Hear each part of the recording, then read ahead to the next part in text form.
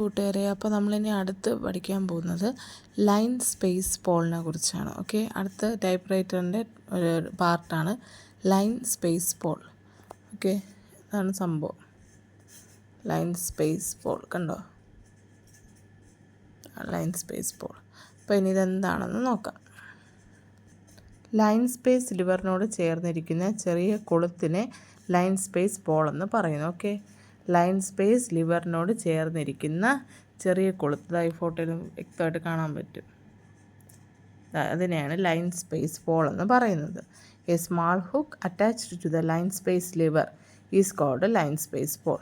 Okay, ഒരു ചെറിയൊരു hook. Okay, ഒരു ഹുക്ക് പോലത്തെ സംഭവം കണ്ടോ, അതിനെയാണ് ലൈൻ സ്പേസ് പോൾ എന്ന് പറയുന്നത്. എവിടെയായിട്ടാണ് അറ്റാച്ച് ചെയ്തിരിക്കുന്നത്?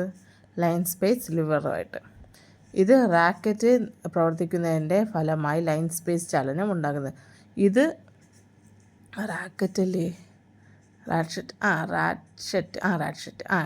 എന്നാണ് എനിക്ക് കറക്റ്റ് പ്രൊണൗൺസിങ് കിട്ടുന്നില്ല. അതിൽ പ്രവർത്തിക്കുന്നതിൻ്റെ ഫലമായിട്ടാണ് ഈ ലൈൻ സ്പേസ് എന്ത് ചെയ്യുന്നത്, ചലനം ഉണ്ടാക്കുന്നത്. ഓക്കെ, അടുത്ത പാർട്ട് നമുക്കൊരു പാർട്ടും കൂടെ ഇതിൻ്റെ കൂടെ പഠിക്കാം. മെയിൻ സ്പ്രിങ്, ഒരു കുഞ്ഞു പാർട്ട്. ഇതാണ് മെയിൻ സ്പ്രിങ്. കണ്ടോ, ഇതിങ്ങനെ ഇരിക്കും. അതിലെ മെയിൻ സ്പ്രിങ് ഡ്രം എന്താണെന്നാണ് നോക്കുന്നത്. ഈ ഡ്രം എന്ന് പറയുന്നത് it is located in the inner left back side of type writer.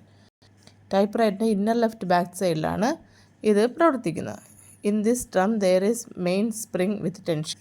ഈ ഡ്രമ്മിൽ എന്തുണ്ട്, ഒരു മെയിൻ സ്പ്രിങ് വിത്ത് ടെൻഷൻ ഉണ്ട്. ഓക്കെ, കണ്ടോ, മെയിൻ സ്പ്രിങ് ഉണ്ട്.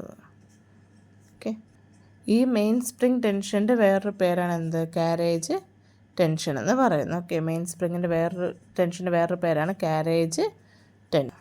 ഈ നമ്മുടെ കാരേജ് ഇല്ലേ, അത് റൈറ്റിൽ നിന്ന് ലെഫ്റ്റിലോട്ട് നീങ്ങുന്നതിൻ്റെ മെയിൻ പ്രധാന കാരണം എന്താണ്, നമ്മുടെ ഈ main spring tension. Main spring ടെൻഷൻ്റെ വേറൊരു പേരെന്താണ്, കാരേജ് ടെൻഷൻ. ഓക്കെ, അപ്പോൾ ഇത്രയാണ് ഇന്നത്തെ ക്ലാസ്. അപ്പോൾ വീഡിയോ ഇഷ്ടപ്പെട്ടാൽ ലൈക്ക് ചെയ്യുക, ഷെയർ ചെയ്യുക, കമൻറ്റ് ചെയ്യുക, നിങ്ങളുടെ അഭിപ്രായങ്ങൾ കമൻറ്റ് ചെയ്യുക. ഓക്കെ, നിങ്ങൾ സബ്സ്ക്രൈബ് ചെയ്ത് സപ്പോർട്ട് ചെയ്യുകയും കൂടെ ചെയ്യുക. ഓക്കെ, അപ്പോൾ അടുത്ത വീഡിയോയിൽ കാണുന്നവരെ ബൈ.